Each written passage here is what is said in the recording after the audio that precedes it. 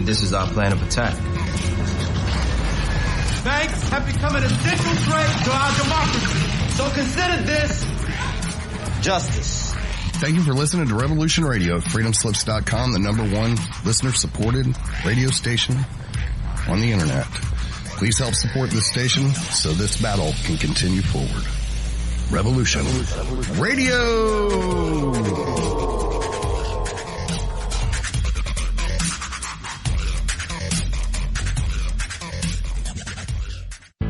Extendivite really works. Just listen to what some people have to say. Several years ago, I was developing a very severe situation. I called it my flippy heart. It was doing not good things, and I did not want to go to a medical doctor because I just knew they would give me a cover-up pill. I didn't want to get onto that sort of thing at all. When I learned it was garlic and cayenne is a healer. It is a wonderful herb. I said, I think I'm onto something here. I'll tell you, I wouldn't be without it. It did wonderful things for me. Extendivite is only $69.95 for a 2-month supply of either capsules or liquid. Call now. That's 1-877-928-8822 or visit heartdrop.com. Extend your life with Extendivite. The opinions expressed on this radio station, its programs, and its website by the hosts, guests, and call-in listeners or chatters are solely the opinions of the original source who expressed them. They do not necessarily represent the opinions of Revolution Radio and freedomslips.com, its staff, or affiliates. You're listening to Revolution Radio, freedomslips.com, 100% listener-supported radio, and now we return you to your host.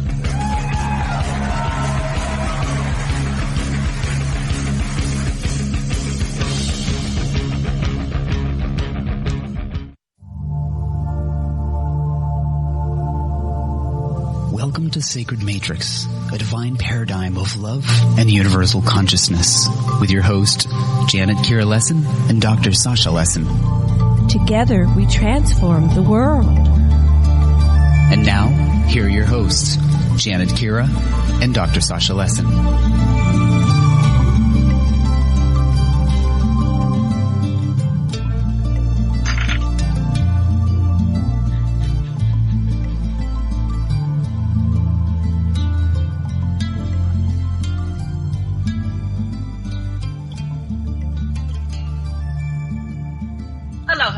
And welcome to the Sacred Matrix. And I am your host, Janet Kira Lessin, with my co-host, Dr. Sasha Alex Lessin. Our producer is Thomas Becker, also known as a Mad Painter, and this is Revolution Radio. And today we have a special guest, Bruce Cornet, and he received a BA degree in biology from the University of Connecticut, a master's in paleobotany from the same university, and graduated from Penn State in 1977. I went to Penn State too with a Ph.D. I didn't get a Ph.D. He did in geology and palynology, the study of fossils, spores, and pollen used to date rocks. He spent 11 years in the oil industry, working for Gulf Research and Development, Exxon USA, Mobil Oil Corporation, Superior Oil, all in Houston, Texas. Anyway, I've got a very long bio on him, but what I wanted to fast forward, and there's pictures, is in 1992 he discovered that he lived next to Pine Bush UFO hotspot in New York State, to the Pine Bush UFO hotspot in New York State, and began a 3-year, 24-square-mile magnetic survey, discovering many anomalies underground and documenting over 140 close encounters with unconventional aircraft or UFOs. And much of these data are published in over 100 web pages, and he's is profiled on ResearchGate. He has published 21 scientific papers, a couple of books, and numerous abstracts on subjects in paleo and all that stuff. Okay, so, and he investigated Skinwalker Ranch. So these are the relevant things to our show today, but he's a very learned man, much like my husband, who's an anthropologist with a PhD, and these two are going to be able to converse on that higher level there. And I worked at Penn State University in a department, the Northeast Watershed Research Division, and they took the core samples that go really deep into the earth. Like, they were about 10, 12, 15 feet long on a table.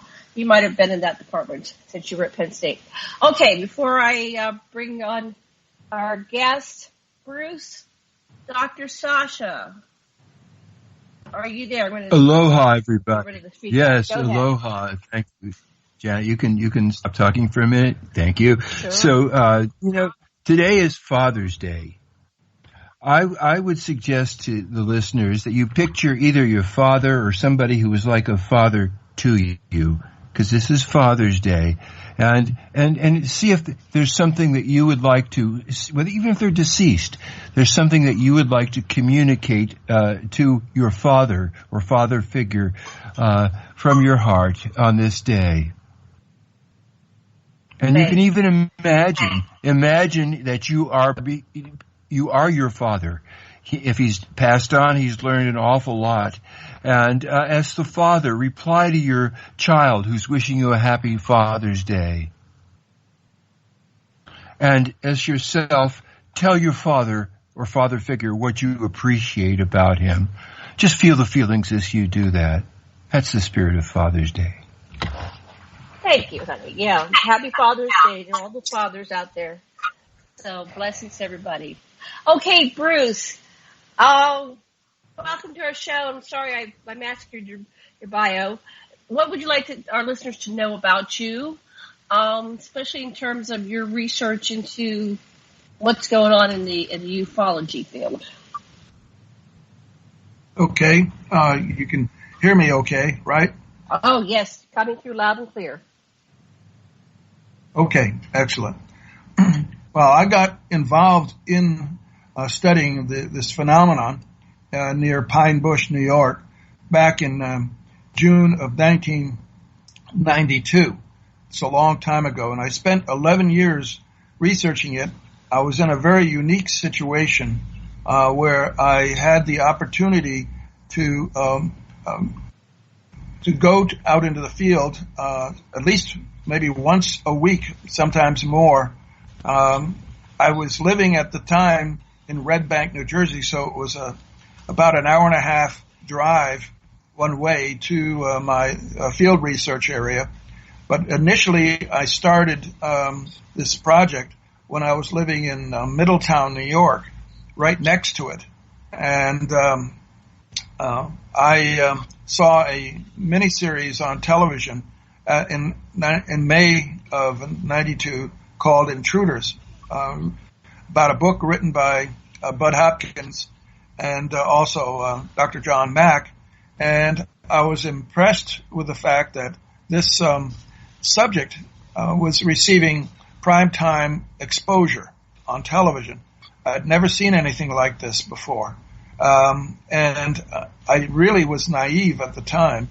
I never thought I had seen a UFO. Little did I realize that I was an abductee, and I would soon have my awakening to that. And when I I went to the bookstore to get a copy of the book Intruders. The book manager suggested another book as well, called Silent Invasion by Dr. Ellen Crystal. And I was shocked to find out that her study area was in my backyard, literally.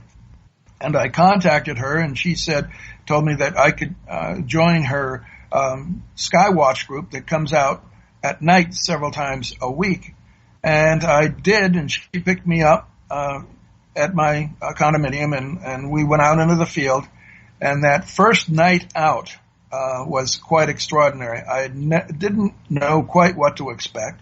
I was just curious, as many people who get involved in this subject start out not knowing what is going to happen. We had one craft after another coming in for landing and diving into the ground, coming out of the ground, and flying around us out at this one location along West Searsville Road in Orange County, New York. And I was totally blown away by it. Perhaps the most convincing evidence was that the fact that we had these lights coming in, and they would circle around us and go across the field and then disappear down below the tree lines in a farm field. But we saw a cigar-shaped craft coming up over the ridge to our west, and I was taking photographs, time exposures.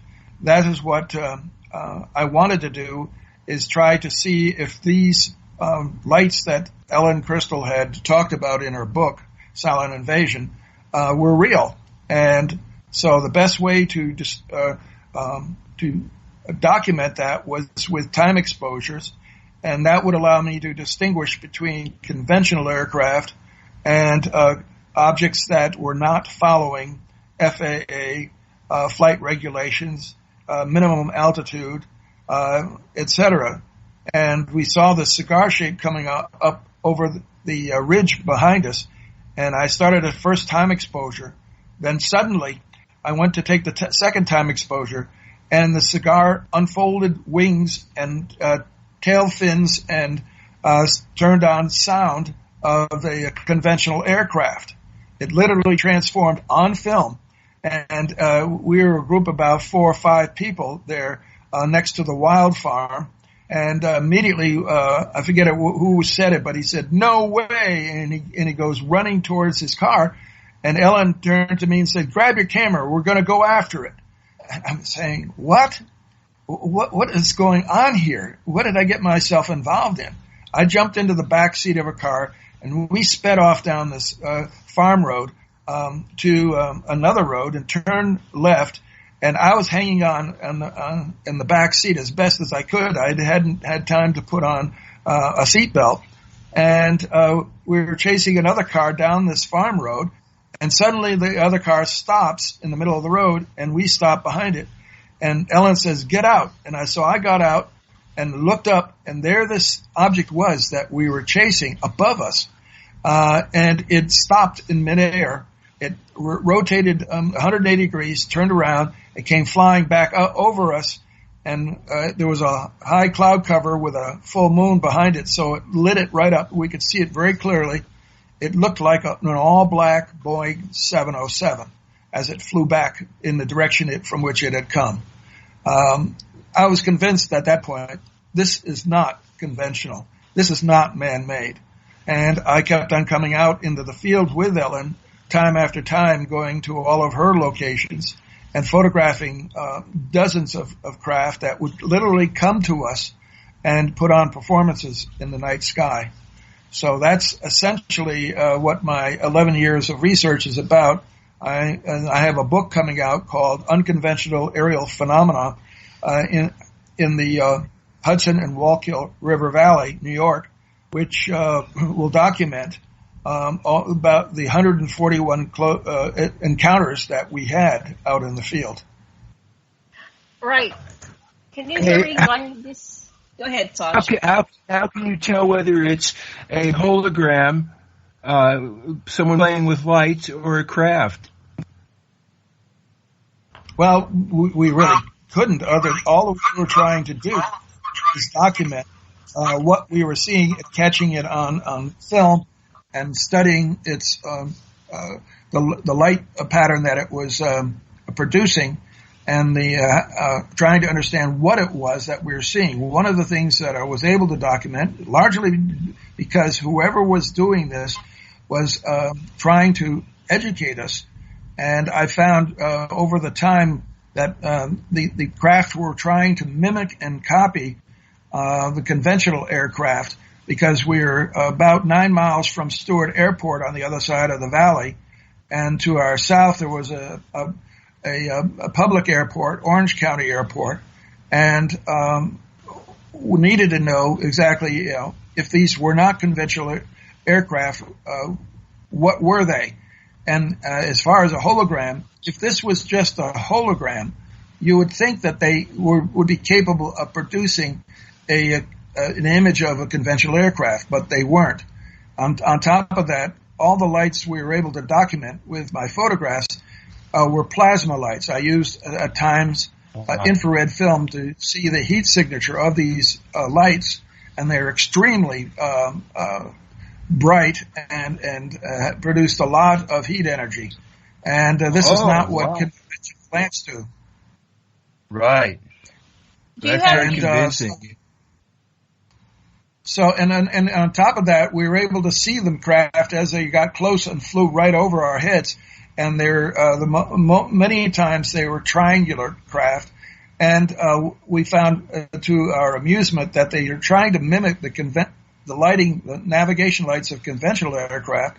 And they even put a boom out in front of the triangle and a boom in the back onto which additional lights were attached so they could reproduce the lights up on a conventional aircraft fuselage in front of the wings and the lights that were in the back on the tail of the craft.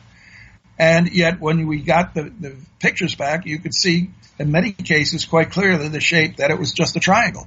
And they also tried to use audio camouflage, which most of the time when we were there, and if they produced a sound like that of a jet engine, automatically, I mean, it was almost like a hypnotic response by the sky watchers. That's just a conventional aircraft, and they would lose interest. Well, I recorded the sounds of these craft as well, and I analyzed them on a frequency spectrogram, and lo and behold, what I found is that they violated the normal Doppler law.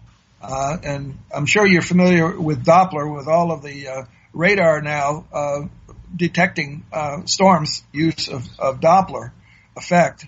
And what I found with the spectrograms is that the sounds were all reversed Doppler.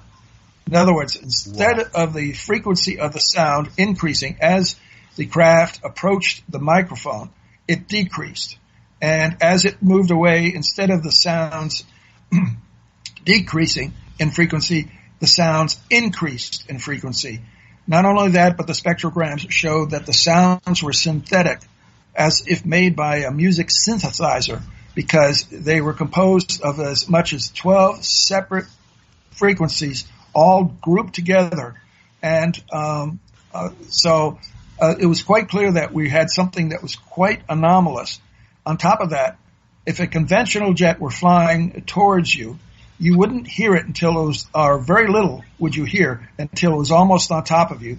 And then as it passed over you, suddenly the amplitude of the sound would explode as you heard the sound coming out the rear of the turbofan engines. And whereas with these UAP, as I call them, we would pick up the sounds as much as a half a mile before they reached us, and the volume of the sounds would increase and increase and increase and increase until reaching its maximum over us, and then the volume would decrease as it goes away. It was not a sound envelope, anything like that of a conventional jet. So we had a lot of anomalous things to explain, and that was the what kept me going out in the field time after time and recording all of these. And as with Ellen Crystal, she when did her initial study in between 1980 and 1990, and she wrote a book and it was published in 1991. And she said in her book that she would go out of the field and the craft would come and meet her. They would follow her around on the roads. Well, soon after I got involved, I'd be driving down a road, and here comes a craft right above the trees following me and pacing me along the road. Wherever I went, they would come out and they would find me and come right towards me. So they were choosing me as well as Ellen Crystal to be able to interact with us. Then I began doing studies on telepathy. When I was taking time exposures, I had quite a bit of equipment out there. I had my Minolta single lens reflex camera on a stable tripod with an electronic switch to it, so that I would introduce very little vibration when I took a picture.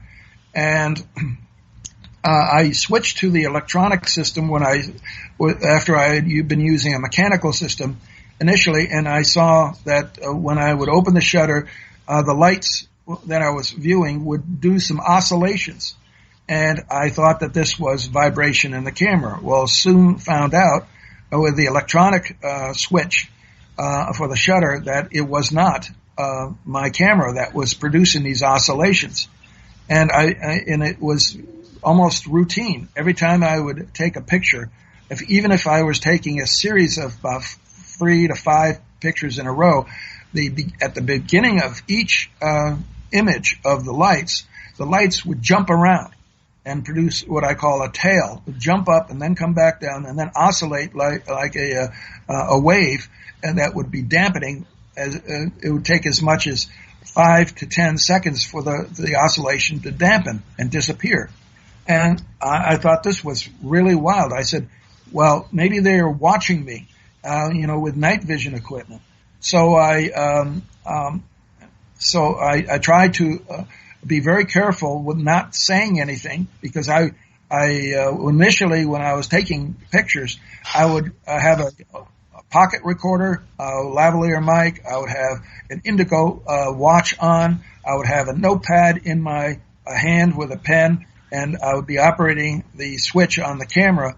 And I would view the light in the sky, put it at one side of the view frame of the camera, depending on which direction it was going, and start a time exposure and estimate how long it would be before I had to close the shutter. Then I would look through the viewfinder, move the camera, sight it again, open the shutter, and every time I did this, I would say open shutter, and then right before I would say close shutter. So I would read off the time from my watch as well. And so I had all of these data that I was collecting on the movement of these lights in the night sky. But why were they producing this oscillation? And this bothered me. And then I started to cut back. I stopped talking out loud. I said, well, maybe they're hearing me say open shutter and close shutter. So I started just opening and closing the shutter, but the light oscillations continued. Then I realized that they were oscillating to my mental voice. In other words, I was still saying in my head, open shutter, close shutter. So when I stopped that and took pictures, all oscillations disappeared. And that told me they were literally reading my mind. And the most convincing part of that was when when I was still saying open shutter, close shutter in my mind, they would suddenly do an oscillation right before I closed the shutter. How did they know when I was going to close the shutter? They heard me say close shutter, and I closed the shutter. So I got that evidence very clear, perhaps the most significant evidence of telepathy. And this was, for some people, Janet, this would scare the hell out of them, okay? Right. That they were literally able to read one's mind.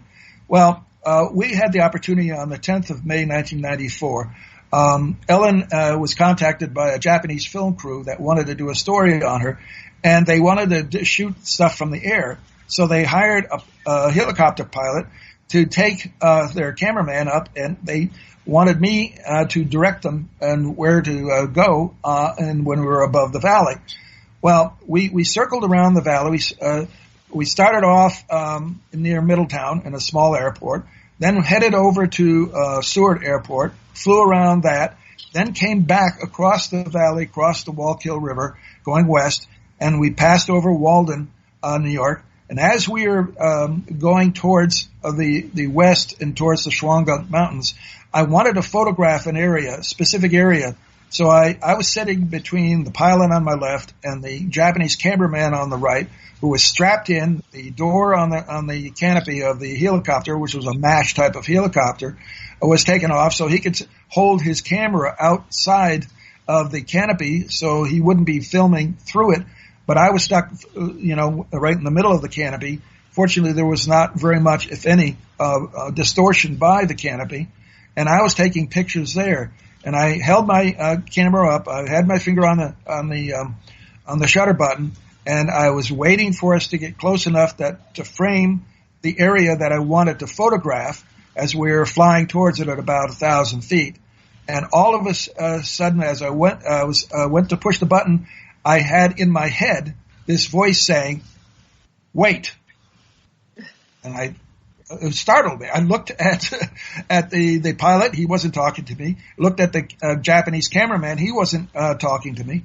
So I went back to get the picture, and I went to push the button, and the second time, "Wait." And I said, "Whoa, what the hell?" So I waited, and I, with my finger poised on the shutter button, suddenly I had heard the same voice say, "Now." And I pushed the button, and flash, in front of the helicopter, we were hit by a shock wave as these lights buzzed our helicopter from the right to the left and shot across the valley. And oh my God, what the hell was that? Wow. It bounced the helicopter. The pilot moaned, and I said, "What the hell?" So we got across the valley, and we're flying to another area where a lot of craft come in to go towards the hot spot over the ridge.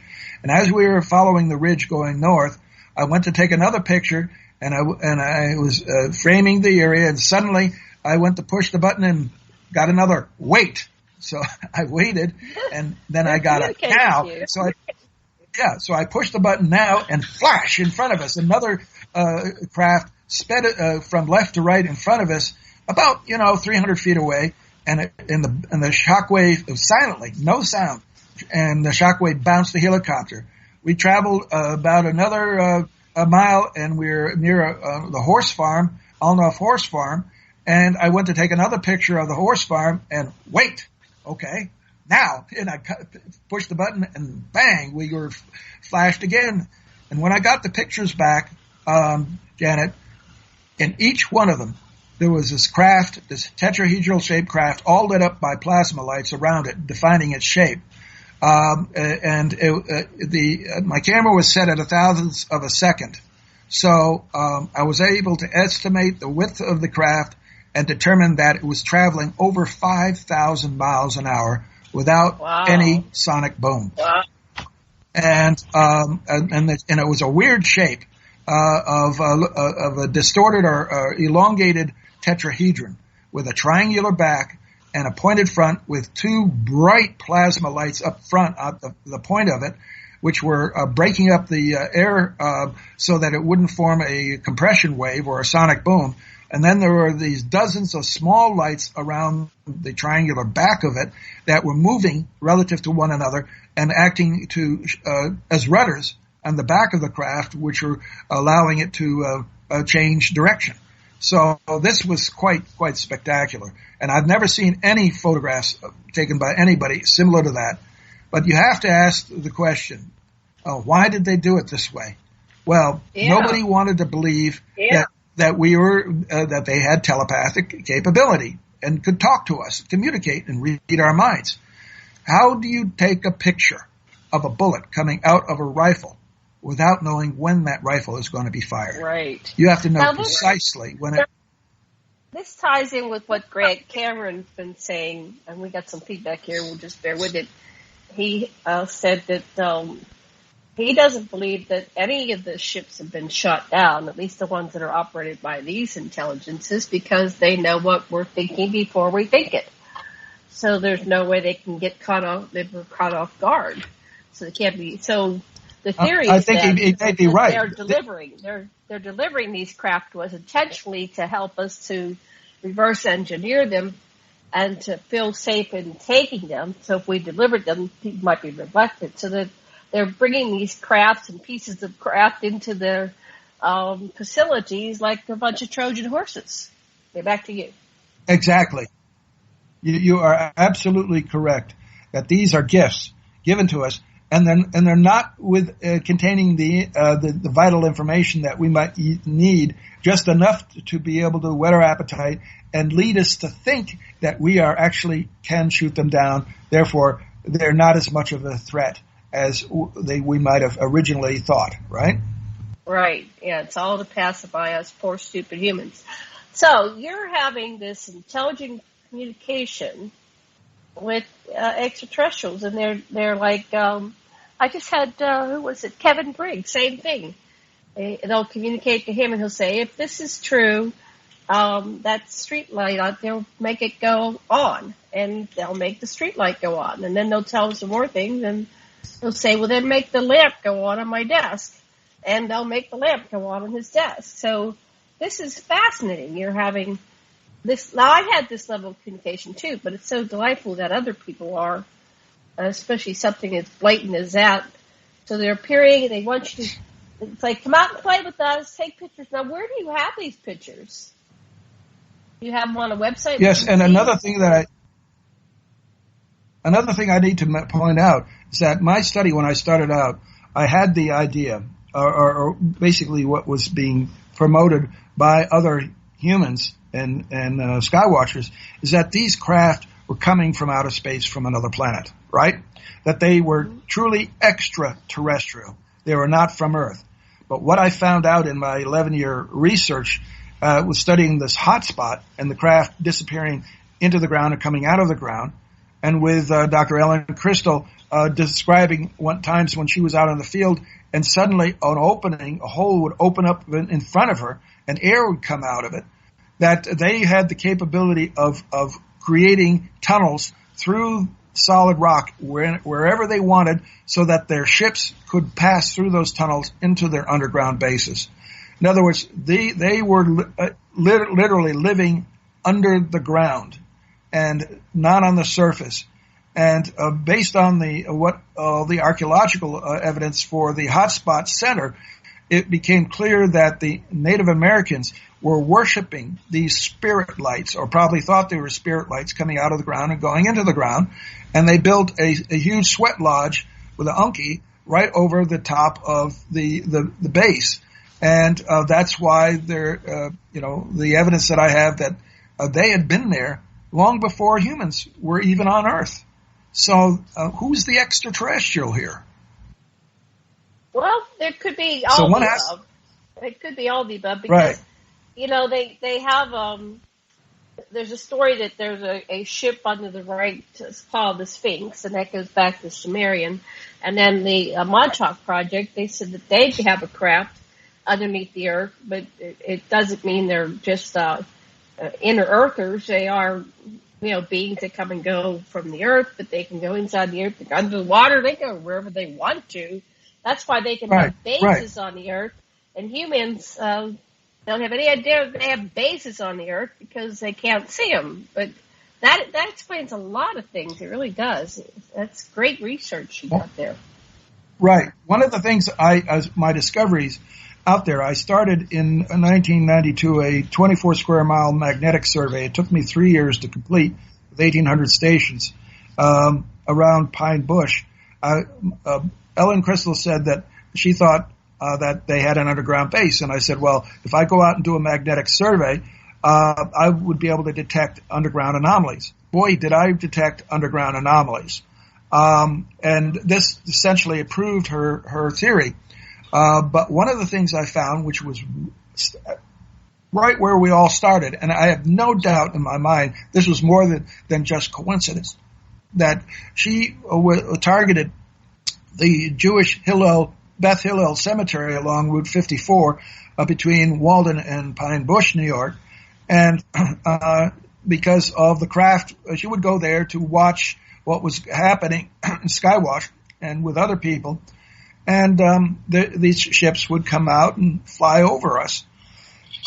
Now, when I first started the magnetic survey, I was getting magnetic pulses coming out of the Earth, very powerful pulses, 10 to 11,000 gammas, which was about a third the total magnetic signature of the Earth.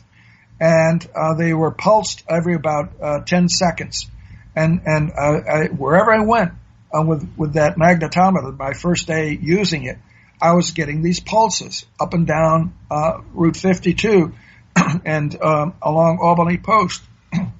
This really bothered me. So I took the magnetometer back to Lamont-Doherty and had them check it out. They said it's working fine. When I returned to the field, I started checking for these pulses, these signals, and they were gone. Everything was normal. I was able to start my magnetic survey. But when I went to the entrance of the Jewish cemetery, I got the pulses again. So I started recording them for a period of time. And this was quite amazing. I didn't know quite what to make of these, but they literally, these pulses were coming straight out of the ground in a beam near the front of the cemetery. Well, I did a cross-section back and forth of this area, and I found two more locations that were energy, magnetic energy was beaming out of the ground. And they're equilaterally positioned to form a giant triangle. And two of the signal sources were outside of the cemetery, and one was right next to it. And this was really bizarre. And I got reports from other people, locals, who come out and skywatch. They say sometimes at night they see from the center, in between the middle of these three magnetic sources, there would be another a light beam that comes out of the ground and goes up into the sky. And I thought this was wild. I said, there's got to be something, a mechanical device underground here, right here, and it's not moving, not going anywhere.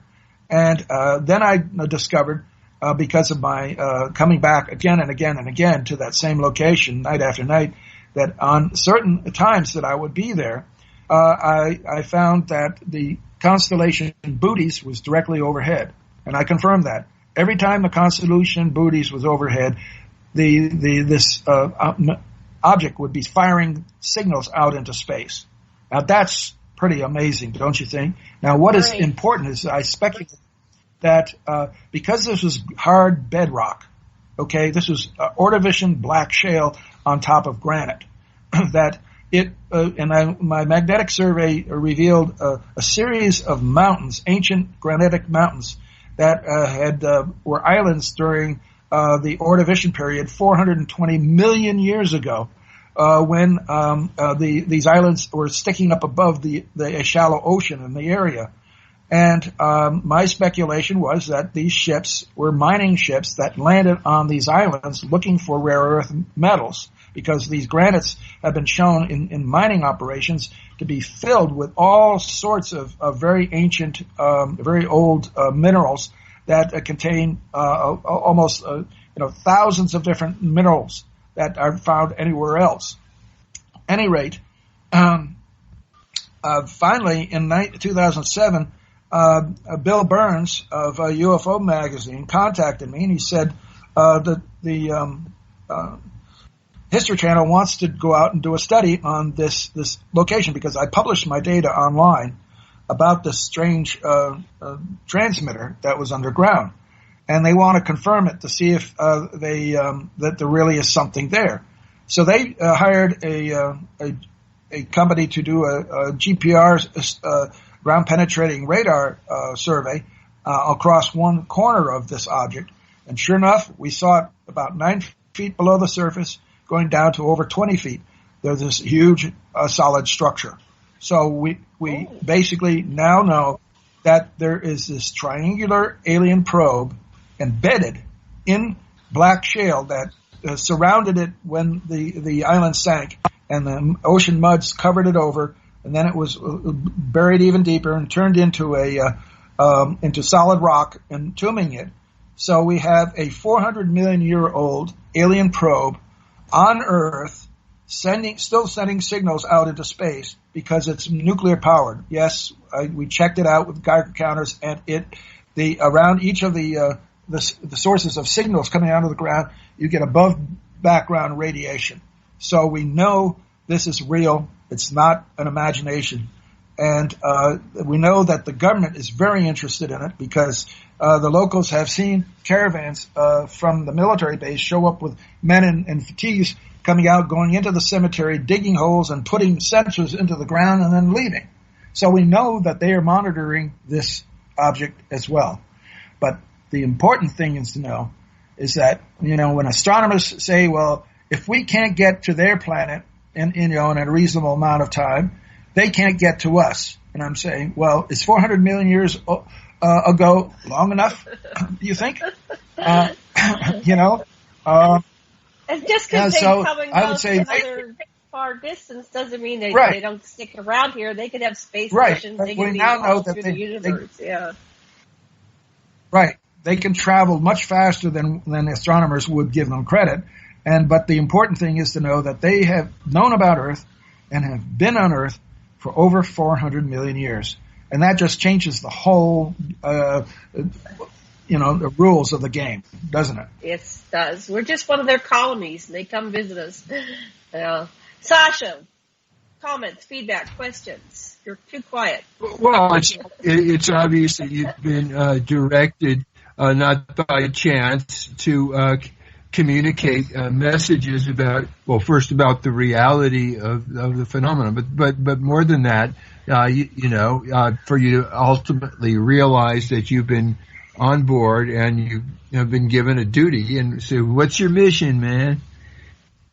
Well, now you asked 1,000. I completed part of my mission already. I didn't know what I was doing or why I was doing it. But it changed everything in my life. I've met a number of aliens in human bodies. And I even married one. So tell us about that. Yeah. So I didn't know it at the time. I was just, a closet scientist doing his laboratory work, field work, publishing his results, and that was the excitement of my career, right? Going to conventions, scientific conventions, and giving a 15-minute talk on my research. Not realizing that when I got into this field, invited to a convention, they would give me 90 minutes to give a talk. Oh my God!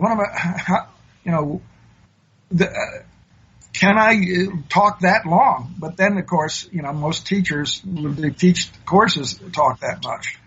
Any rate. This back in going back in time to 79, my first wife left me, and so I was single and living in Houston, Texas, working for Gulf Research and Development in Houston, and doing palynology, studying fossil spores and pollen, and telling the geologists what age rocks they were drilling through. And then I started my own oil company, and it called Geminoil. And because my research area into the Late Triassic, Early Jurassic of the East Coast included the Newark supergroup basins along the East Coast, I realized that some of them had oil and gas potential. And we went out there and found support. I quit Exxon and started my own company.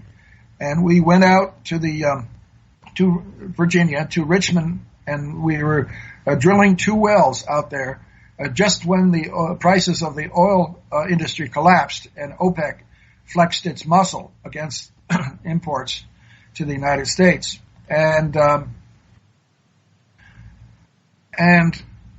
that was a time when I would be abducted in front of my entire drill crew on October 1st, 1981. But what was fascinating about that is that that year was that in March 23rd of 1981, I was coming back to Houston on a church bus from a Baptist retreat, and I was sitting alone. And I was looking out the window as we were driving down the highway, and suddenly this voice started speaking to me. And I looked around to see who was talking to me, and nobody in the seats in front or behind or to my right were talking to me. And the voice said, "Are you ready to serve God and do whatever He asks you to do?"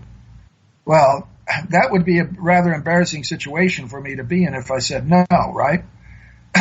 So I said yes, and the voice then said, "There is somebody who needs help. If I bring her to you, will you help her?"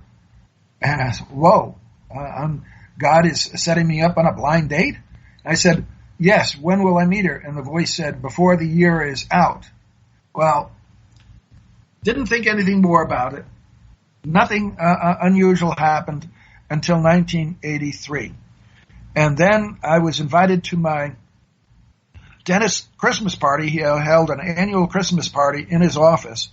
And so I went to that party, and this was on the 15th of December, 1983. And I parked next to this pickup truck that had a business logo on it, and there were these two people putting paint brushes and paint cans into the pickup truck. And the lady asked me, what are you doing? What is going on? Because this was at night. And I said, we're going to a Christmas party. Well, went to the Christmas party. I was there with all the other patients of this dentist. And suddenly I noticed that this woman was in the party. She had crashed the party with her friend, her associate. And when she saw me, she pointed to me and said, "Come here." And as I came over, and she told the guys who were trying to get her attention and talk to her that she just wanted to talk to me. We had a great conversation. She gave me a match book with her phone number on it and said, "Call me." Well, I wasn't going to ignore that. That was pretty nice. She was handicapped. She had a cane with her, and she limped when she walked. And she said this was because of cancer surgery that I recently had in 1980. They removed a huge tumor from my left thigh and left me virtually, handicapped. Fortunately, they kept my leg, but I can kick it out and use it as sort of like a crutch, but I can't put any force on my leg. At any rate, the next day I called that number, and we had an enormous conversation that lasted for a long time. And I was amazed that I found out by talking to her that we had met 14 years earlier on the University of Connecticut campus. I was a student there. This was back in May of 1969, and I was walking to class. I decided to go take a different path to class that morning, and I cut across this campus lawn. And as Sasha will point out, this was all part of their plan. And as I was walking across the lawn, I saw this woman sitting on a blanket and this man walking by a pond. And the woman was yelling at the man, and he wouldn't respond. So she got up and walked towards me and stopped me before I got to my classroom building. And she introduced herself and said, "Hi, I'm Bonnie Nathan. Would you like to feel my baby move?" She was 7 months pregnant, and her protruding belly, and she took my right hand and put it on her belly, and I was in shock. She told me a little bit about who she was, where she was from, and then I said thank you and walked on to class. Turns out later on the phone I found out that her husband wouldn't respond when she started feeling her baby starting to move. She wanted to share that event with him, and he wouldn't respond, so she chose me. And that was no accident. And then I went on to class, and I was standing with my classmates on one side of the hall waiting for our teacher to arrive, and there was another class waiting for their teacher to arrive on the other side of the hall. I saw this pretty young woman, and I had the courage after that experience to walk over and introduce myself, and I did. And we started up a conversation. She was very interested that I was paying attention to her. We started dating, and she ended up being my first wife. And Bonnie, later on in 1984, moved in with me to my new house, and she became my second wife. So as I tell the story, I met my first and second wives on the same day, about 20 minutes apart, about a couple 100 feet apart, on the same university campus. How often does that happen? So Bonnie, wow, when she moved in with her... That's amazing. When she, and the first weekend we were there, we sat at my kitchen table, and she told me all sorts of stuff. Now, this wasn't any ordinary woman, okay? She was extraordinary and intelligent. I mean, her IQ was probably greater than that of Einstein. And she said she had been tested by the Princeton University Paranormal Lab in the mid-'70s and scored virtually 100%. she demonstrated all of her abilities. She said she was precognitive and knew when she was going to die and all of this. She could read people's minds. She was clairvoyant. She was psychokinetic. She moved objects and could have influenced electrical currents. She could shut the television off or turn it on, but with her mind. She had been a hypnotherapist of all things back in the late 70s and had her own business called Alpha 2 Alpha Pi Omega and with a partner. And after she died in 1991, I communicated a lot with her former partner, and he told me of all the amazing things that he had witnessed happen when she was put under hypnosis in their office. And he said at one time they practiced their techniques to hypnotize each other so that they could get good with their patients. And she said he said that on several occasions he would be sitting on the bed with her, instructing her to go into an altered state, and the bed would lift 6 inches off the ground and float across the floor. And I said, wow, that is, and she basically, when she died, you can read her story online I wrote back in the late 90s called The Passion of Bonnie. And it tells all of this story about her life, because on that first weekend we were together, she told me that she was writing her biography. And I said, oh, fantastic. After she told me all these stories, incredible, how she knew Elvis Presley, Bruce Springsteen, all of these rock musicians that she actually met. And and I said, well,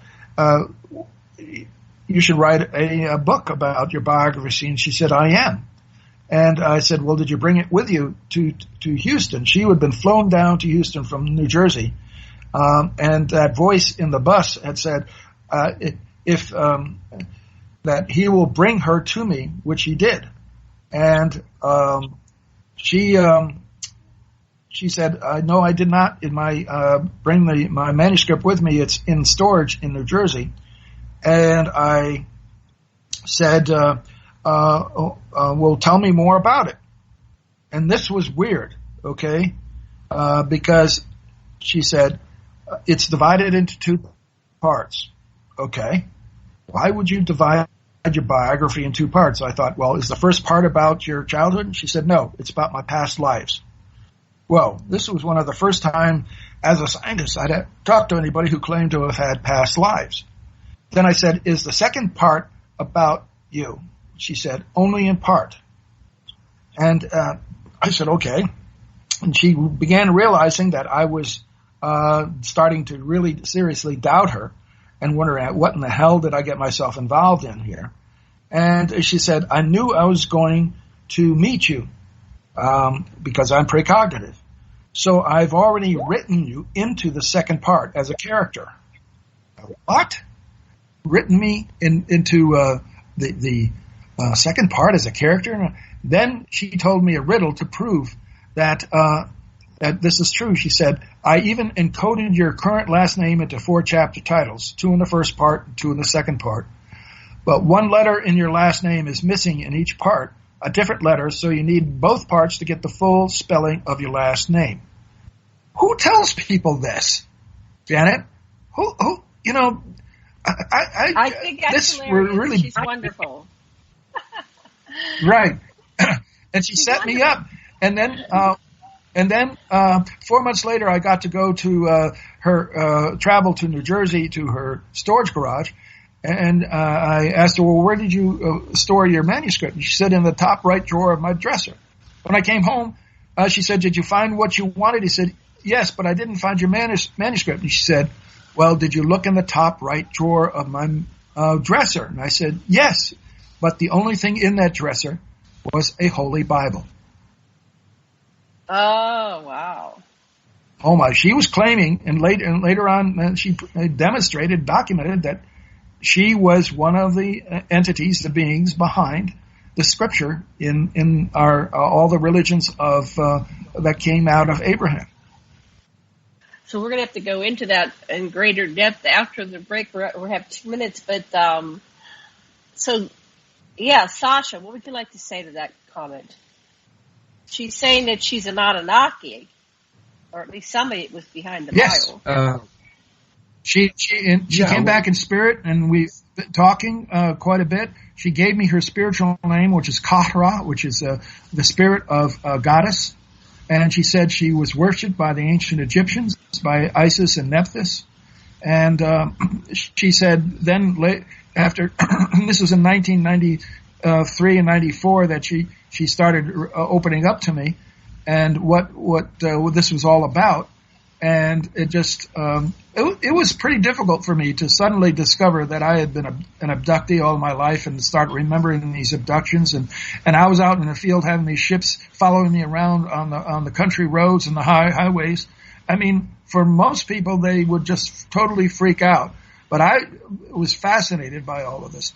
And one thing she did tell me, and I asked her again and again, "Are you serious about this?" And she said, "Yes. I was Nin Herzag. I was the mother of Anki and Enlil." Holy cow. Blow my mind. Okay, we'll pick that up after this break. Holy cow. Let's blow our minds. See you in 5.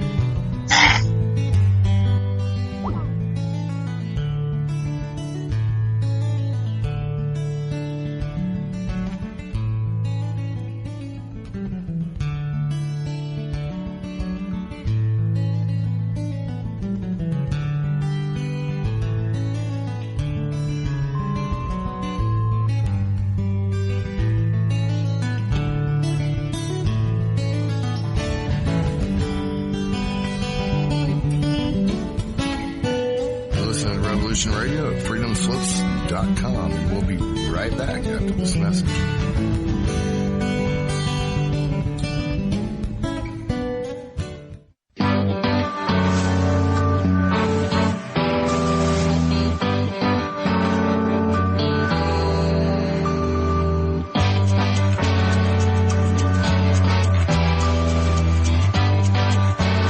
Anarcho-syndicalist commune.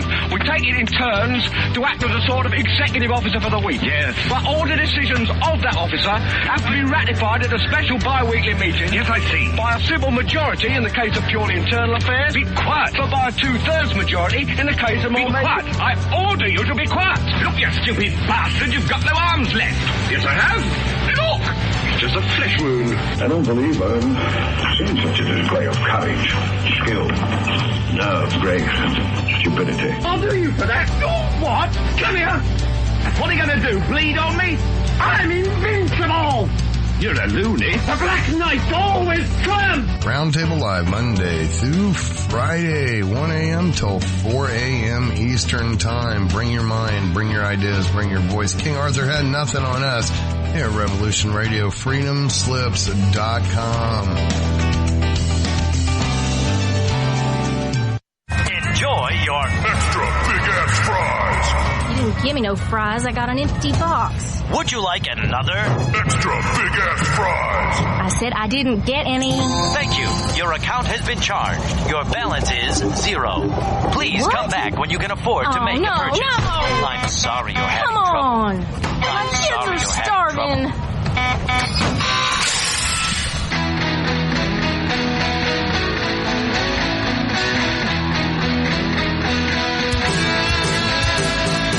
Thank you for tuning in to Revolution Radio. Here at Revolution Radio, we believe in freedom of ideas, freedom of speech, but above all, we believe in freedom of existence through self-reliance. This station is 100% listener-supported, and as a fundraising promotion, I have a kick-ass free gift for a $100 donation. 35,000 seeds. 25 years in the freezer. Long-term storable, 54 different varieties. So if food prices go crazy, the shit hits the fan, or if you just want to save tons of money every year by creating your own food like I do, grab our seed pack special. Just look for the banner on the homepage at freedomslips.com. Don't be a statistic. Don't be part of the problem. Be part of the solution. We need, as humans, to start taking care of ourselves and not depending on the megacorps to provide unhealthy, nasty food. Included in this package is also a DVD with 900 survival and off-grid living documents on the offline home canning, how to do everything website, all on the DVD. So when you're growing all that food, you know how to can it, store it, preserve it, etc. with all these documents. So thank you for tuning in to Revolution Radio at freedomslips.com. I hope that you will pick up this package and start learning to be free.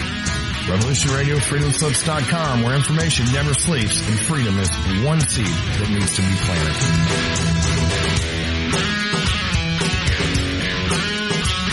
What we do in life, that goes in eternity.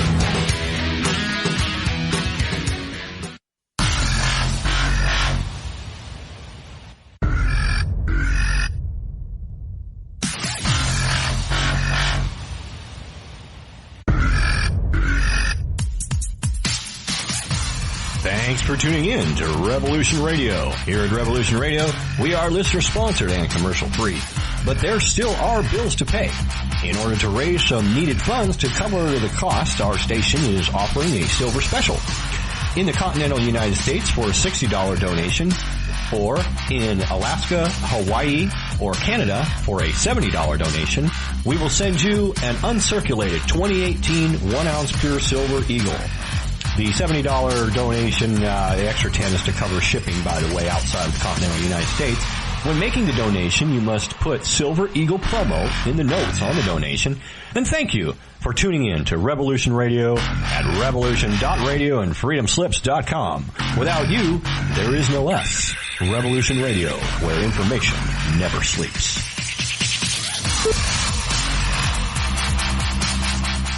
It happens more often than we can imagine. In my case, I was sitting at home, and out of nowhere, I just started feeling uncomfortable. Then it got worse, and I started perspiring. I tried to ignore it, but I waited too long. The chest pain came as we were driving to the hospital emergency. I felt my life clock begin to tick. I barely survived. There was lots of damage done to my heart. What do I do now? I was lucky.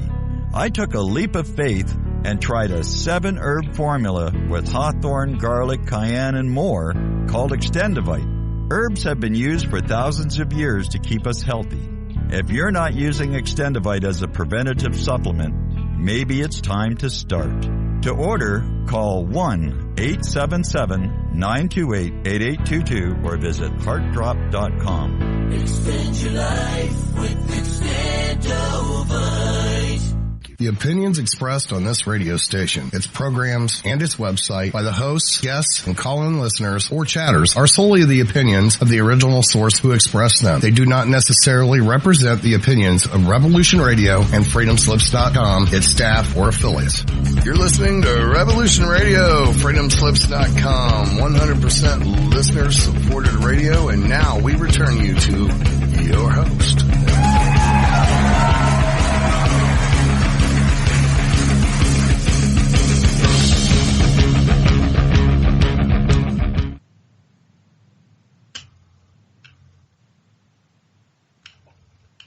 You're on mute, Janet, if you're back. If she's back, I'll just take it. I'm here. I'm here. Sorry, I'm talking away to nobody. Okay, we're back. It's the Sacred Matrix. I'm Janet Kara Lessin with Dr. Sasha Alex Lessin and Thomas Becker, our producer. And we're here with our guest, Bruce Cornet. And we're talking about all kinds of wonderful things about experiencers and magical, mystical things. But before we get back to our show, I want to remind everybody to please go over to the donation button on revolution.radio and make your donation this week because we really, really need it. And the Mad Painter, how are we doing with our fundraising? We need 2550. We got 1447. That leaves 1103. So, and we're halfway through the month. Okay, so come on down and sign up and make a donation. So, Sasha, what would you like to say before we get back to the story of Bonnie, the wife, and a revelation about Ninharsag? Do you want me to just say what you want me to say, or can I just say what I want to say? I'll say it, but you say you want to say it. Okay, I would like to comment about some things too, because what we have here is that first Stuart Swerdlow was telling me how he was fingered to be a Syrian ambassador because he has Syrian ancestry, and they think he owes it to them and they own it to him. So that makes me have that kind of hypothesis, about you, Bruce, that if you're a descendant of Abraham, as I am too, we have a program. Abraham's the son of Terah, who was Enlil, or Yahweh's personal representative to control Nanar from Ur, and so that we all have this Abrahamic internal thing that we have to deal with in his great fight with Prince Marduk, who the Christians call Satan, is like part of what we have to deal with. And so that's very interesting. If we have all those things going for us, then we could ask, well, okay, the Anunnaki are having declaring, the ones we've talked to, that they're going to make things much better now, that Yahweh has seen that he doesn't need to be harsh anymore, that things are really coming around. And that would certainly be consistent with having you give us the messages, Bruce. That's my take. Okay. Oh, that's exactly what I've come. It's taken me 25 years to try to figure this out, Sasha. I mean, I was very perplexed by a lot of things, and I did.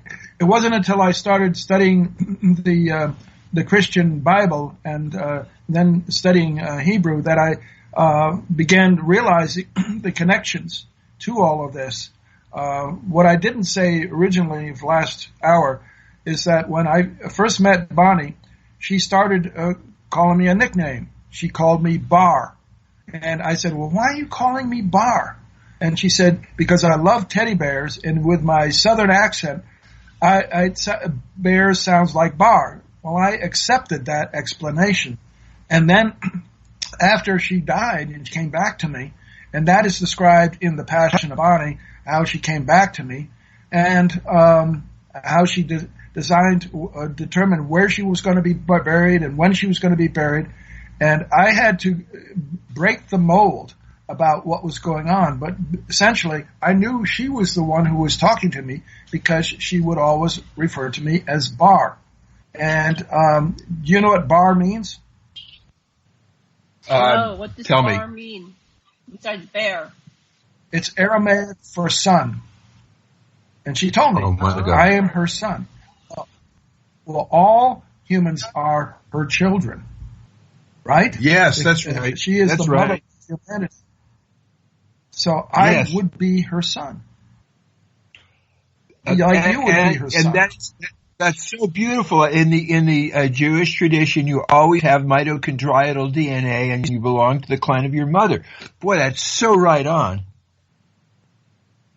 And so as I began to study the Bible, I discovered the book of Revelation. And as most people are studying today because they think that this is a blueprint for the end times. And I started reading the chapter 12 about the woman who bore the male child.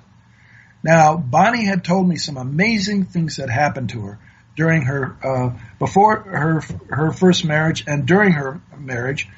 And she said that at age 17, she was a virgin. She was engaged to her high school sweetheart, who she married a year later. And in early April, she started having all of the symptoms of pregnancy. This was 1967, April 1967. And she knew she was virgin. Her hymen was intact, but her husband or her fiance wanted to marry a virgin. He was that was very important to him. And back in the 60s, that was something that men wanted as, to claim that their wives had only had sex with them. And So on the 1st of August, 1967, she was 4 months pregnant at that point. She told me how she wore loose dresses, told her friends and family she was getting fat, and then suddenly she wakes up in bed. Her belly is flat, there's blood between her legs, and her hymen is broken. But there's no fetus or afterbirth on the bed sheets. Well, now, when we know all of the hybrid program by ET, we have an explanation for what happened. And then I read about how the woman in the chapter 12 of the Book of Revelation was pregnant, ready to give birth, and that the dragon was standing over her, waiting to devour the child. And if the child was taken at 4 months, the dragon was deceived, and the dragon would have been very angry because he couldn't have caused an abortion. Because if her parents or her fiancé had found out, they wouldn't believe her story that she was a virgin. They would have assumed that she had known another man and was unfaithful to her fiancé. Well, on their wedding night, he found out that she wasn't a virgin, and he mistrusted her, and that mistrust developed and grew over the next couple of years. He was drafted into the Army, and he was taken away from her, and she was protected from him, from his abuses. But whenever he was on leave, he was abusive to her. And then, after he got discharged from the Army, they moved into their new apartment back in their hometown of New Jersey, and she wanted to fix him breakfast in bed. And he thought this was an indication that she had been unfaithful to him. And so he drop-kicked her in the small of the back, rupturing her kidney. And she told me on that first day we were talking about how she watched in spirit as the intern and nurses tried to save her in the emergency room, then wheeled her body into the morgue. And about 12 hours later, the intern who tried to save her, he was very young, and this was his first patient he lost, and he was really shaken up by that.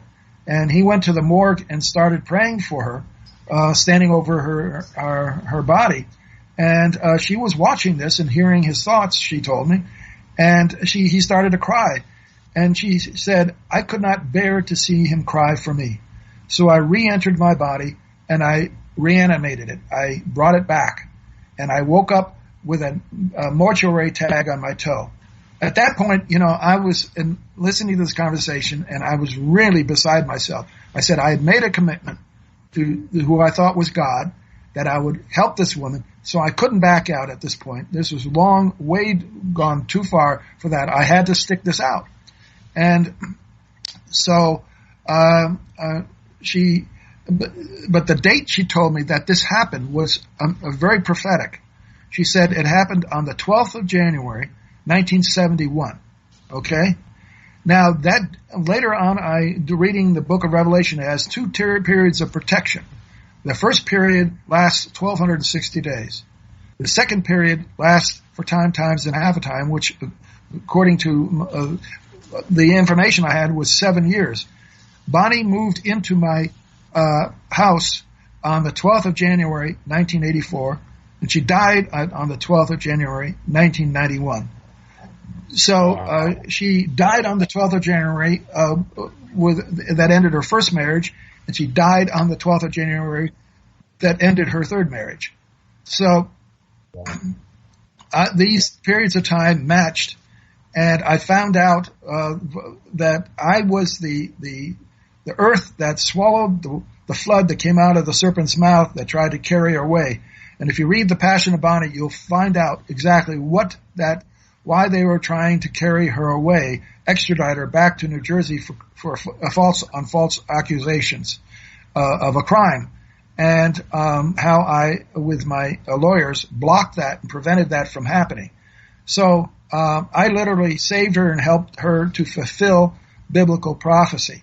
So the question is now, if it's started to come through any of your minds, who was that child she bore on the 1st of August, 1967, because if you count the number of days from August 1st, 1967 to the 12th of January, 1971, it's exactly 1,260 days. So she was literally came to Earth as not only to fulfill biblical prophecy, but to give birth to the male child. And who's that male child? Is that person? Is that person? The male child alive? is Christ.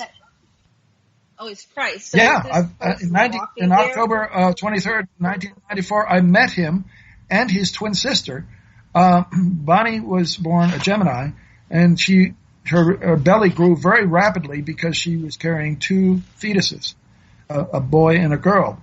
But of course, the biblical scripture only talks about the boy, and he is the Christ child, born again. And Jesus says in the book of Revelation that when he returns, he will have a new name. In fact, there are 3 verses in Revelation that imply that. And we all know that when we reincarnate, we get a new name. And why would he say he's coming back with a new name unless he's going to reincarnate? Plus, the other aspect, I mean, the Christians all have it wrong. They think he's coming back in his perfected body, and he's the same individual that he was back on the cross. And that's untrue. He has to start again with a new body. And this is what is happening, why he had to be born again. And that's a funny statement, because Christians think that, when they accept Christ as their Savior, that they are born again. So the evidence for this is coming out again and again and again of what is really going on. So you said you met this person in what year was that? Yes. You met him? 1994, but he was not on Earth. How old was he? He was in space. Oh, okay. 27. And his twin sister was 27. And so what did he look like? What did he look like? Yeah, where did you meet them? What did he look like? What was going on? Yeah. What did they look like, and what was going on that you met them in space? Yeah, let him tell the story. I wasn't in space, but they were in space. This was a live holographic projection over my bed in a 2-dimensional projection of 3 astronauts floating in space with a glowing frame, rectangular frame around it that was pulsating 4 times a second and alternating, pulsing on them and then on me. And it was clear that this was a live transmission. And I was telepathically told to study 2 humans that were in decompression suits, astronaut suits. And to their right was clearly an alien in a different color khaki decompression suit with it looked like a gas mask over his head with 2 goggles on it. Of course, we've seen that in ancient history too, the goggled ETs. And the woman was in the center, and the man, a bearded man, was to her left or my right, and he positioned himself a little bit behind her, and they were clearly trying to stabilize each other with their hands on each other so that they didn't drift apart. And I could see that the frame of this projection was reflecting on the wall behind me, so I knew it was not an hallucination. And when I tried to look behind it, this moment my line of sight went behind the 2-dimensional frame. The whole frame disappeared. And then I moved it to the front, where the front would be, and it reappeared. So it was a polarized projection from space. And when it was over, I woke my wife and told her what had happened, and she said, "You woke me in the middle of a dream," and I was about ready to apologize, and she said, "The dream was about you meeting your children." And I said, "Well, they didn't tell me their names." She said, "In the dream, their names were Honora and Kyle. And if you take the first 2 letters of Honora, A-N, and the first 2 letters of Kyle, K-H, put them together, you get Ankh." So we had more clues as to what was going on.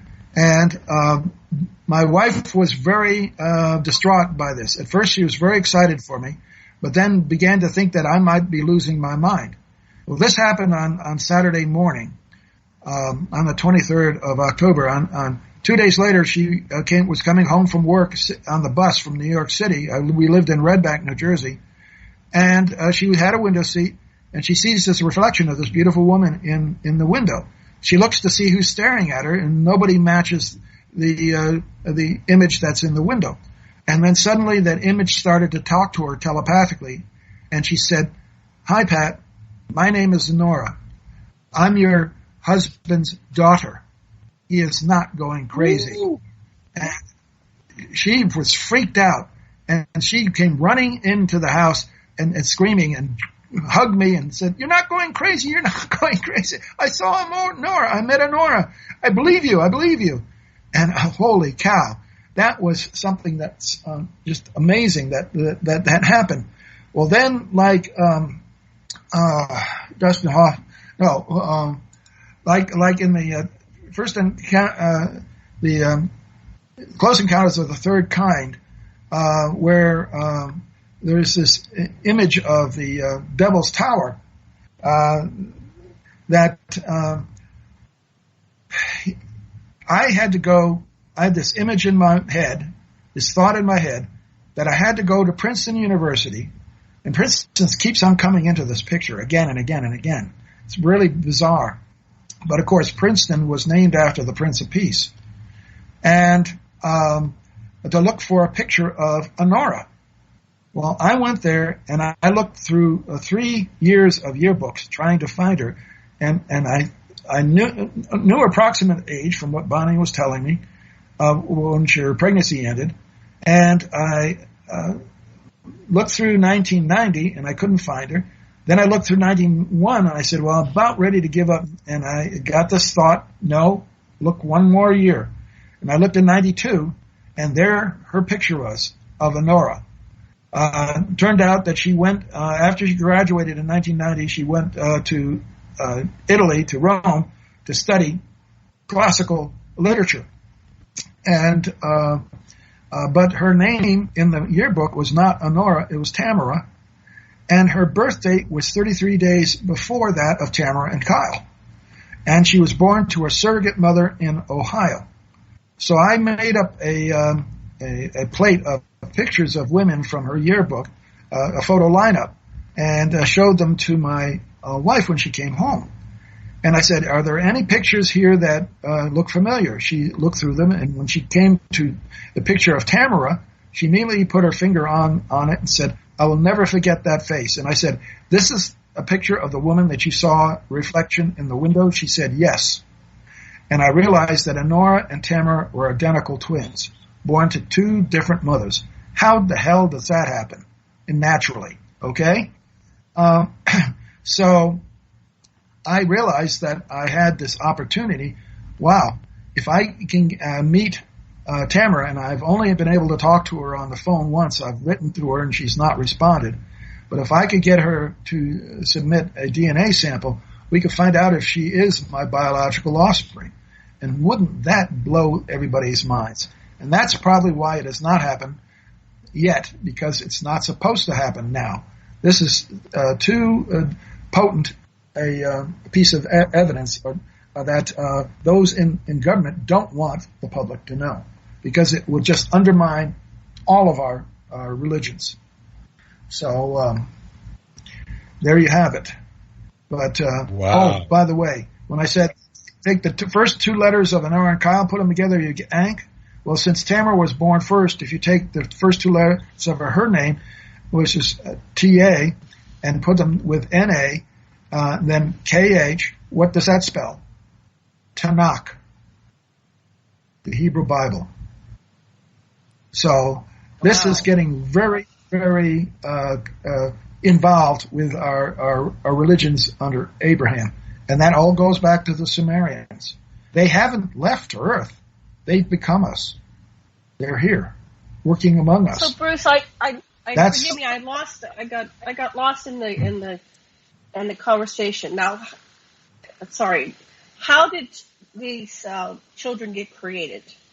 Was that on board ship? Well, they are they were conceived and born before either Bonnie or I lost our virginity. Okay. Now, in the late March, I was on a trip in my Volkswagen to Buffalo, New York, and I was an hour late getting there to meet my friend and from college. And on the way, I saw this. I heard this report on the radio of sightings of UFOs, and I started watching for them. And all of a sudden, there's this disc comes right across the top of the highway and disappears behind some trees to the left of the highway. Immediately, I pull over and stop. I'm going to go in and see what happens, because it looked like it was on a trajectory for either crashing or landing. So I went into the woods. The next thing I remembered, I was getting back into my car and starting it up and getting back on the highway. And I had this thought in my head, boy, wouldn't it be great if I could help an alien repair his spaceship and he needed somebody else to hold a wrench. And that was the thought that was in my head. It was crazy. But the one thing that stood out in my mind was that my testicles ached. They ached very strongly. When I got to Buffalo, my friend told me that I was an hour late. So how in the world, I timed it perfectly. I knew when I was going to get there, and how did I end up an hour late? And that was right before Bonnie became pregnant. So one can, connect the dots. Doesn't mean that that's exactly what happened, but I've been led to think that we were the last two in a series of arranged marriages that go all the way back to the time of Christ. And what is fascinating about my... Go ahead, finish. What? I've had that theory, but go ahead, finish your thought, and then I'll interject what I was going to say. All right. But at any rate, my ancestry has been traced by my relatives all the way back to England and France. And all my ancestors are of royal blood. My ancestry has been traced back to the First Crusades. In fact, I am a direct descendant of Sir Hubert de Burgh, the first Earl of Kent, and the Chief Justice of England and Ireland in the 14th century. So I could be literally. And my father, his Cornet goes back to England too, to the first century. First millennium, I should say, not the first century, first millennium. So back to 1200. So I said you look this like tells my me brother. that It looks like we could be related because we're the same lineage. It's very possible with all of this. Mm-hmm. It's very possible that all of this, is interconnected. But I don't think it's a mystery to any of you running this show that how the ETs can bring about pregnancies without the mothers knowing. And but the one thing we that also know that they arrange matings and if not marriages. Yeah, they arrange that frequently. And I've been married. Right. Go ahead. I've been married 4 times, and my divorces have been arranged 4 times. Each one with I complete one mission, I would start another one with another woman, and I was literally like after Bonnie died, about 8 months later, I was had arrived at my condominium in Middletown, and was going to pick up the mail at the mailbox. And on my way back, to the condominium. Suddenly this voice starts speaking to me and says, "Are you ready to meet the next woman in your life?" And I stopped.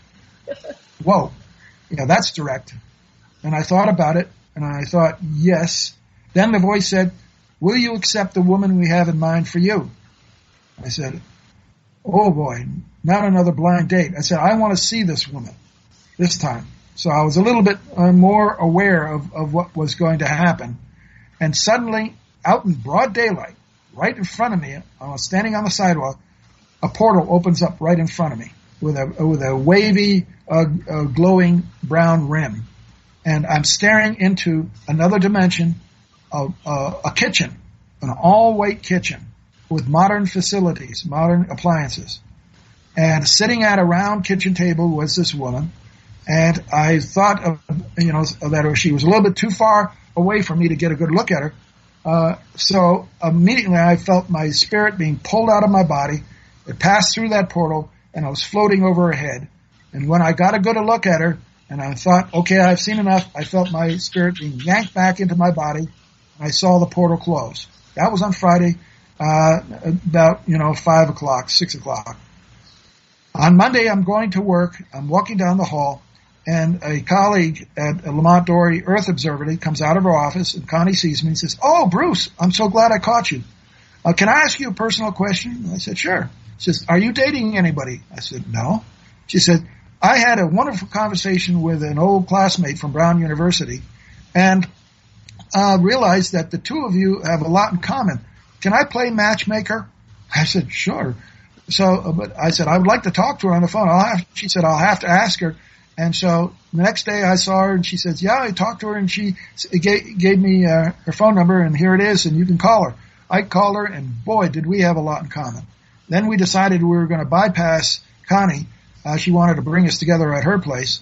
And we met on the church, the steps of a church in, where was it? The Basking Ridge, New Jersey. And she was the woman that I saw sitting at that table. And when I told her the story about it, she said, "Well, that's interesting, because on that same day, I was asked if I'm ready to meet the next man in my life, and would I accept the man that they have in mind for her?" She said yes. And that's why we got together. So that just blows my mind when you think about it. That was the way my marriage is arranged. But interestingly enough, with permission. They all were with permission. So what is your mission with this one? Are you still with this?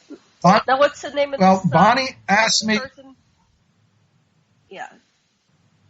Who, Pat? Patricia Huff Cornet? Patricia's your latest wife. Yeah. No. This is my third wife. My last wife was Sharon. Uh-huh. And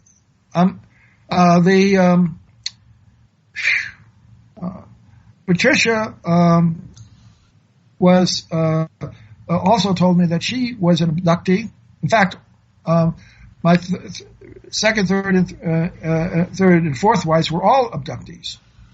Okay, so this was all part of the arrangement, and I was not allowed to have any children of my. I don't have any children of my own. So this Father's Day, I helped raise 7 children by 3 different men. So in a way, I didn't lose out on the opportunity to help raise kids, but I don't have any children that are of my blood on Earth. On Earth. Here, right. But I'm in the same situation. But we have a very similar story. I don't have any children here on Earth, but I've been shown my children, and I've been told that I was used genetically for hundreds, if not thousands, of children because of the bloodline. They're looking for a certain genetic strain. So you could be, if they've been harvesting your material, you could have millions of children, literally. Well, also, yes. And the blue blood connection, as I was told, is that the blue buds were founded by the offspring of Jesus. He had many more than just a couple children. And he didn't have them by his own volition, just as I don't have any children by my own volition. They were all genetically created for him. And one of his tasks after he was resurrected was to gather his children and get them out of the Middle East and into France. And there he helped them establish, put them into families of wealthy merchants who gave him tithes, and he would then make sure that they became the royalty of the different European countries. And they were not allowed to marry outside of their blue blood royalty for obvious reasons, because they all would end up carrying the chromosomes of him, of Jesus. And gradually those chromosomes were brought together through arranged marriages until finally Bonnie and I were brought together and created the male child. So that is how that, and there's a reason for that happening, a very big reason, and that is the Jews will not accept any Messiah who is not of their own blood and their heritage can be traced back to King David. In other words, anybody claiming to be the Messiah, their Messiah, has to have a blood pedigree that can be traced genetically back to that period of their Hebrew ancestry. And there's only one way you can do that, is to preserve the DNA of Jesus and bring it back together again in a reversal of evolution through intentional arranged marriages and intercession to bring back his 46 chromosomes, so that he literally is the same biological entity with the same spiritual power or energy that he had when he was walking on Earth in the first century. That is what I've been shown until. Well, this is fascinating. So these children that you were shown, the boy, you were shown the girl, you were shown the boy as well, and they're the twins. Yes. And they're walking among us, you're saying. Well, they have come to Earth from time to time. They've come to Earth from time to time, but they largely, 12 days before I met them over as a projection over my bed, I was coming back from Atlantic City on a public broadcasting station show called Investigation UFO with George Filer. And the moment I got on the highway, two ships come up on either side of me. I was coming back to Red Bank, traveling north on the Garden State Parkway. This was at night, and these ships were lit up, and they were pacing me. And I came to a toll booth. I stopped, and they stopped, and then they when I first spotted them and realized what they were, I immediately got a telepathic message from one of the male pilot who said, "Hi, we saw your show and we liked what you had to say." I said, "Wow." Then after that first toll booth, the woman in the left ship said, "I'm going to go check something out." And suddenly her ship takes off and disappears over in the distance. And the ship on my right, which was a smaller shuttlecraft, kept on pacing me. And as I was driving along, I was wondering, well, what is it like to fly with one of those things? And the pilot came back telepathically and said, "What is it like to drive a car?" So I said, "Okay, maybe he can figure this out." And I looked at the steering wheel, my hands on the steering wheel, looked at my feet, the feet on the pedal, and I moved the steering wheel a little bit. And all of a sudden, bang, I'm seeing through his eyes, I'm seeing the flight deck of his craft with two screens in front of him and multicolored instruments and below the screens, and his hand on a joystick, and it was a human hand. And I see on the left image on the screen the highway below with all the cars, and on the right screen I see a close-up of my truck and a picture of me in it. So there was some sort of a drone that was pacing my vehicle on the passenger side and looking straight at me. And even though I couldn't see it, but I could see it on that screen. And this happened quickly enough that I didn't lose control of my truck on the highway. But then my vision was returned to me. And, I was just, wow. And then I asked him, "Can we find a place where you can land and I can meet you?" And he says, "No, that's not permitted." And I said, "Whoa, okay." So that was 12 days before they appeared over my bed. And that was my son. And the woman that was on the other ship was my daughter, Honora. Well, you sound like there's something like Kevin Briggs, and he said that they're going to come in 2020 and reveal themselves at the United Nations. Are you getting any kind of information on what's going to happen with this information? Because right now this is on the level of, we don't have witnesses. This is the story level. But how are we going to get our planet from here, which seems to be like we're on the eve of destruction, destroying our ecosystems, animals are dying, everybody's dying, to this healthy, enlightened position that I know we're capable of? Are you getting any indications from your contact, your major contact? You're what I call a ambassador level contactee experiencer. You're not a victim. You're not being taken just for your sperm and egg type of thing. You're being communicated with at a much higher level. Do you have any indications of where this is going to? I've been pretty much compartmentalized at this point, and because my primary responsibility now is to finish the book about Bonnie and our life together and all of her story, and I'm almost done with it. There are some limitations that I have right now to completing it, because I can report on Honora and Kyle. But how do I report on Tamara? She has not been willing to contact me, and nor has she given me permission to do a paternity test. She might think you're a kook, so we don't know what she's thinking. Absolutely. I mean, here you're contacting her out of the blue. She might think, who's this crazy man? And so you got to be careful she doesn't think you're a stalker. So don't worry about it. Let it go. There's not much you can do about it. Yeah, I'm not worried about it. But they'll make it happen. If they want that, yes, they'll make it happen. Yeah, that'll be the last thing that.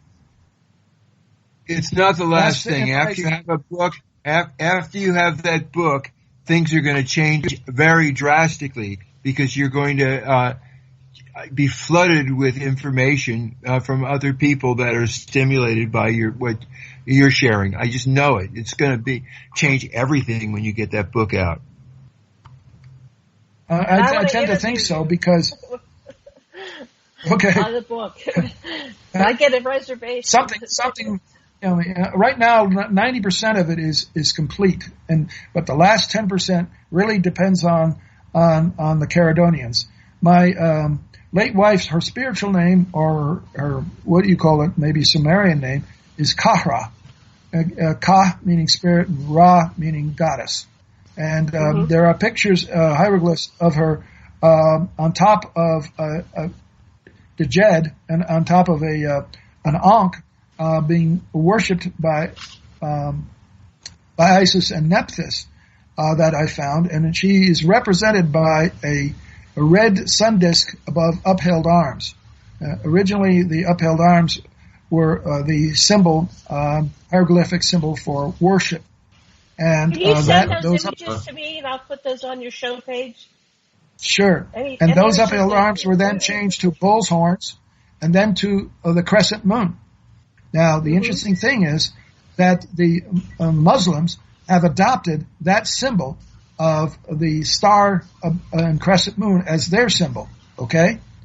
Now, one thing that people don't realize is that Kahra is a word. If you just lowercase it to Kara, okay? I mean, there are many women who have been named Kara, all right?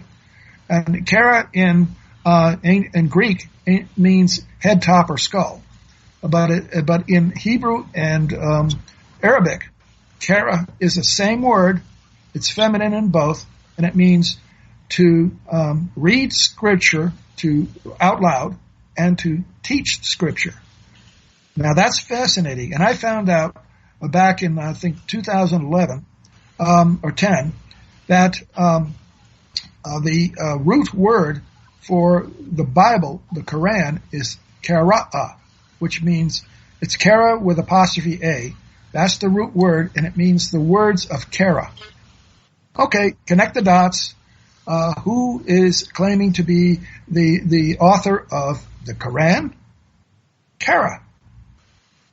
All right. And she said, she's behind the Old and New Testament as well. So who is she? Well, wow. It's interesting. And she said that her Kara, organization. And I'm Kira. Yes. Very powerful.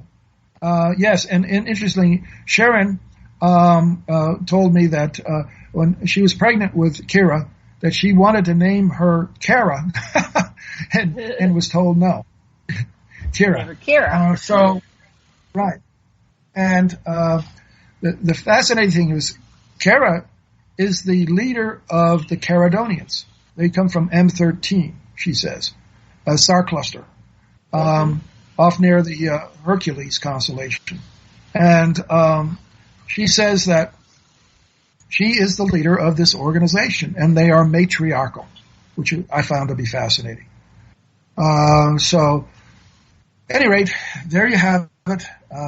She hasn't come out and made herself known. She's making herself known through my book, and that will be part of the disclosure about who's really behind all of our religions derived from Abraham. So, yeah, and of course, I'd like to see that, because we've done the research. We've written 5 books now on the Anunnaki. So we've been researching this. We studied with Zechariah Sitchin, so we've been at this for, going on 24 years. So if you have more information, not on air here, but I'd like to see what you have, because we're connecting the dots. That's what we're doing. We're getting all the correlations, and because some of the texts were broken up and they only had pieces to them, so you literally have to fill in the gaps because the tablets were broken. Yeah, we each have been given. Well, we've each been given different pieces of the puzzle, and this is what was happening now: is that those with certain critical pieces are being brought together, so we can build an idea exactly of who's behind this and what's really going on. So when I said that the Anunnaki have been with us ever since Sumeria, they haven't really left. It's just they are. Yeah, they are very tall beings, and they couldn't walk among us without being quickly noticed. So they had to learn how to transfer their spiritual essence into human bodies, which is how they've been able to. They told us how they did that in the talk. Nagashita told us that he put his original form in the halls of a Amenti, and he sends his spirit down as a thrice-born Hermes. So yeah, they are reincarnating through the womb, through the birth process, and walking among us, because they're, like you said, they're too tall. And they also they're called the shining ones. They're so bright, their energy is so intense that sometimes people can't take it. They drop over dead. So they, are protecting us by walking among us. And so you're absolutely, that correlates with my research. So that's amazing. What I was getting while we're talking is that while you're writing the book, you're going to get more information. But go ahead. What did you want to say? I'm glad you're giving me confirmation that I'm not crazy. Okay, that what you're telling me, your research is going to back up what I come out and talk about in my book. But the amazing thing is that I've been allowed to know this, to be aware of what is going on, and I have this very long history of putting these puzzle pieces together and realizing, that this is far bigger than I am. Okay, I sometimes wonder, what is my role in all of this? Well, fascinatingly, I was told. Kara told me came to me one day in I think 94. She said, "I want you to go into your bedroom and sit comfortably on your bed. I need to talk to you." And she spent over an hour telling me about our past history, about how we go back eons, and what happened. And it involved a great war, intergalactic war. It involved destruction of her planet, Lyra. It involved my fall from grace, and I was exiled, and I was given 3 ships and crews and sent out, and we ended up landing on and colonizing Mars a long time ago. Are you writing this up? This is all part of the book, or is this another book? Yeah, these are bits and pieces that I put in the book. This is just outrageous stuff. When you think about it. It whether you can believe it or not, it'll really depend on other puzzle pieces that come and corroborate it. But it also explains why she explained why Jesus was brought into this world, and the purpose behind all of this. Goes to more than just humans on Earth. Right. This is a much bigger situation involving. Goes back to the story of the origin of consciousness itself into form. Yes. Yeah. Yes. Absolutely. Now, has Bonnie come to you since recently, since you're writing this book about her? Are you communicating with her? Oh, I asked her, and said, "Is this what I should put down?" And I'll get it back with, "Yes, that is correct." So she's acting as sort of like an editor as I'm writing this.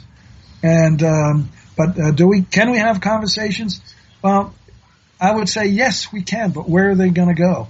I mean, she's told me all that she can tell me at this particular time, and she doesn't want me to be distracted from my mission, which is to complete her biography.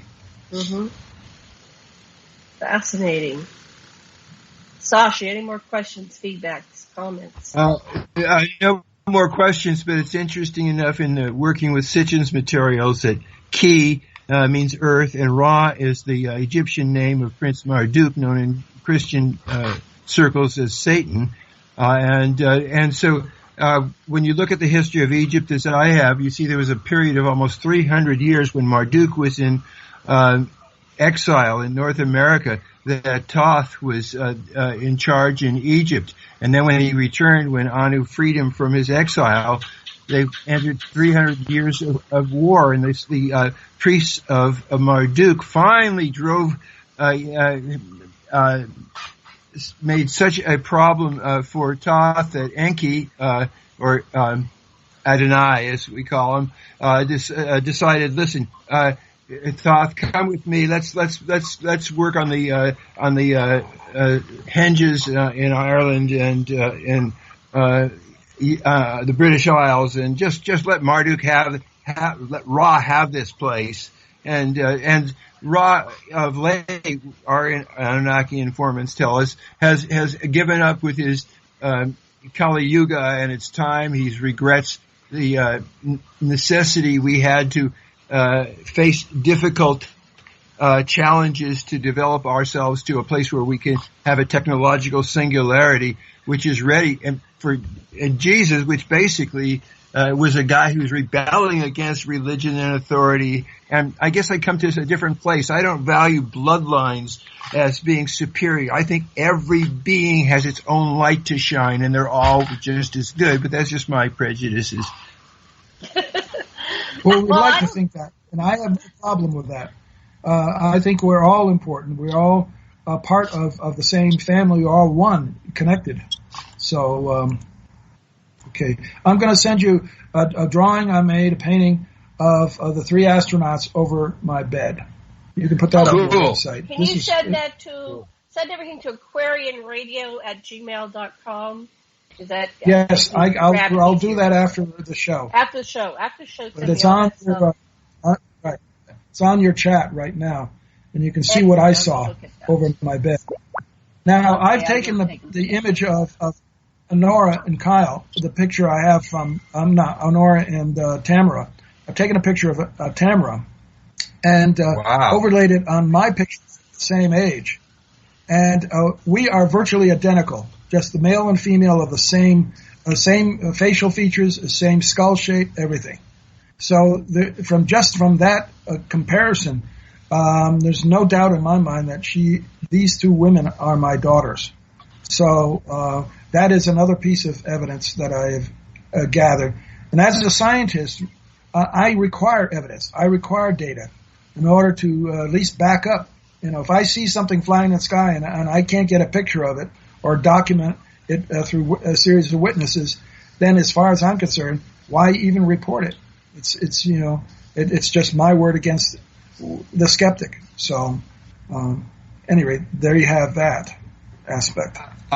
In a court of law, a witness testimony counts as evidence, and so if you see stuff, you have other. You've got evidence, right? And the Bible says that you have proof if you have two or more people proclaiming the same thing. Wow, and I'm reading that Bonnie gave birth to Billy on July 20th, 1969, at the exact moment Neil Armstrong stepped onto the moon. Woo! That's from something you sent me that I'm clicking. So Bonnie gave birth to her son. Right. Yeah, when Neil Armstrong stepped onto the moon. Isn't that amazing? She was on the operating room when that happened. She said they had a television on at the time, and so there's some spectacular things. And I have a picture of her sitting at NASA in Pasadena, Texas, next to the moon lander, and that is on. I think I have a picture of that on the Passion of Bonnie. So that reinforces that too. And she had rings made, 2 rings, pewter rings. I have one of them, and she gave the other one away to a Muslim, and they're the star and crescent moon, and that reinforced her identity as Kara. So what do you think made her pass so? Oh, we have 1 minute. Oh well, never mind. She died so young. So anyway, we'll have to explore that at another time. Yeah, she lived only 40 years, but she came to fulfill prophecy. That was her primary mission. And so that the Bible would be proven correct. Okay? Even though the timing... we're out of time. Sorry, I'm trying to catch you. We'll have you come back again sometime, Bruce. Thank you so much. Thank you. Much love and blessings and aloha. Thank you for having me on your show. We'll have you back. Thank you.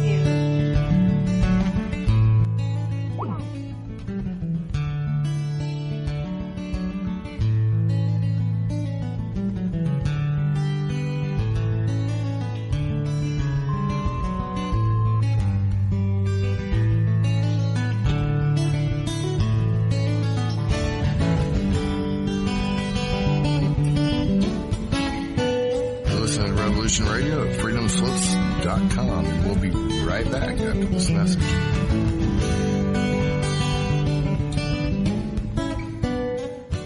Ladies and gentlemen, can I please have your attention? I've just been handed an urgent news story, and I need all of you to stop what you're doing and listen. On the go? Still want to listen? Don't have one of those fancy phones with too many buttons. Don't know what an app is? Or you don't even care? Well, we got you here at Revolution Radio. Now you can dial in 24/7 to listen to our shows. We have a number for Studio A and Studio B, and best of all, it's free. Don't forget, your carrier charges for your cell phone provider may apply, though, so check with your cell provider to make sure. So ready? Here you go. Get a pen. Here's the number. Studio A is 712-432-6958, and Studio B is 716-748-0112. Thank you very much for listening to Revolution Radio, freedomslips.com, the #1 listener-supported radio station in the world. Hey everyone, it's Barbara Jean Lindsay, the Cosmic Oracle. If you have questions about your past lives or future plans, need answers from the cosmos about your love life or career, or just want to keep your finger on the pulse of the planet, check out my show, The Cosmic Oracle, here on Revolution Radio at freedomslips.com.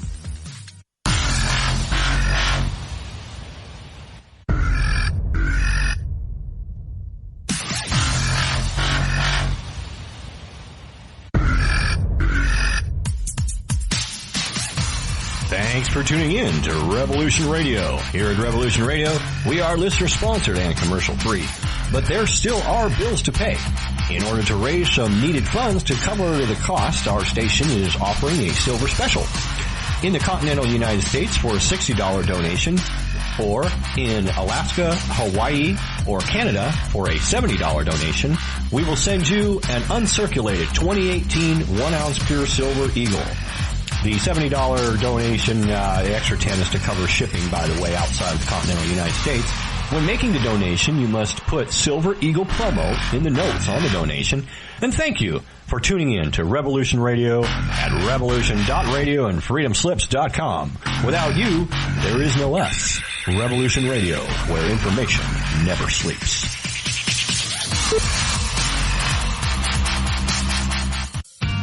Looking for a nightcap to fill your listening needs?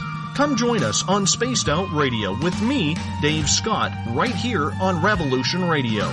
Monday through Friday for 3 hours a night, starting at 9 p.m. Pacific, midnight Eastern, we will take you down the supernatural path. From E.T. contact to the paranormal and all of the spiritual, cryptid, and conspiracy stories in between. You can find us right here on Revolution Radio, at spacedoutradio.com, on Twitter at